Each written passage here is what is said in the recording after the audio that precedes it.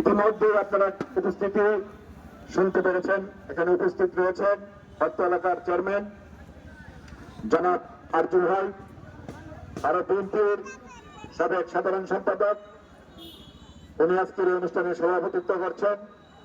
আমার সফর সঙ্গী হিসাবে এখানে উপস্থিত হয়েছেন বাংলাদেশ জাতীয়তাবাদী ছাত্র দল ময়মনসিংহ জেলা শাখার সাবেক সাধারণ সম্পাদক দাউদ রায়হান, উপস্থিত আনন্দমোহন বিশ্ববিদ্যালয়ের এজিএস এবং যুবদলের সংগ্রামী নেতা জনাব রাসেল চৌধুরী, উপস্থিত রয়েছেন সাইফুল শান্ত এবং অনেক নেতৃবৃন্দ।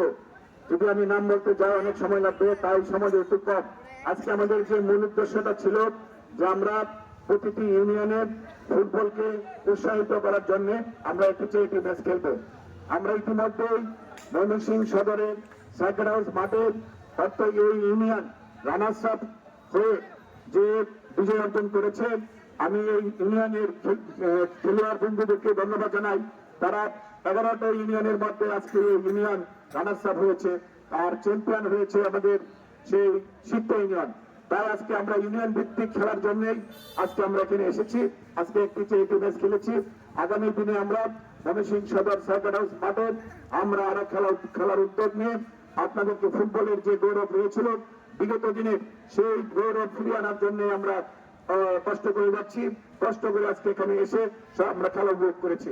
আজকে এখানে আমরা খেলার মাঝখানে আমরা দেখেছি অনেক খেলোয়াড় আহত হয়েছে।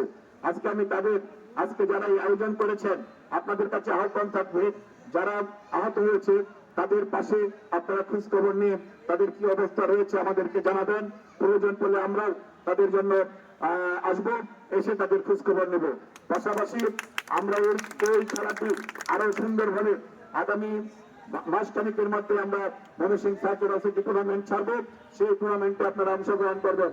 আর আমি আমার এই যে ছোট শিশু ভাইদের সামনে ওরা দাঁড়িয়ে রয়েছেন, ওনারা আগামী দিনের ভবিষ্যৎ। তাই আজকে আমি এই ছোট ভাইয়ের যারা রয়েছেন, শিশু বাচ্চা যারা রয়েছেন, আপনারা একটু সামনে আসলে আমি খুশি হবো। একটু সামনে আসেন।